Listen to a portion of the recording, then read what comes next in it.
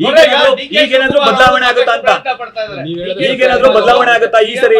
ಸಾಕಷ್ಟು ಪ್ರಯತ್ನ ಪಡ್ತಾ ಇದ್ದಾರೆ. ತಮ್ಮ ಪ್ರಕಾರ ಡಿ.ಕೆ. ಶಿವಕುಮಾರ್ ಅವರಿಗೆ ಸಿಎಂ ಆಗುವ ಅವಕಾಶ ಇದೆಯಾ? ನಾನು ಜ್ಯೋತಿಷಿನ ನಾನು ಚುನಾವಣೆಗಳು ನಡೀತಕ್ಕಂಥ ಸಂದರ್ಭದಲ್ಲಿ ಜನಾಭಿಪ್ರಾಯ ಸಂಗ್ರಹಣೆ ಮಾಡಿ ಹೇಳಿದ್ದೀನಿ. ಈಗ ಇನ್ನೂ ಅದ್ರ ಬಗ್ಗೆ ಅಧ್ಯಯನ ಮಾಡಿಲ್ಲ,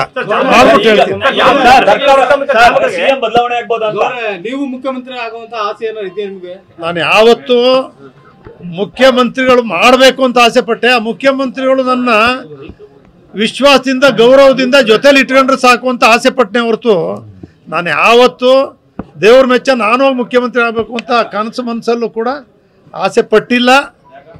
ಅಷ್ಟೊಂದು ಹಣ ಆಗಲಿ ಆ ಅರ್ಹತೆ ಯಾರು ಇಲ್ಲ.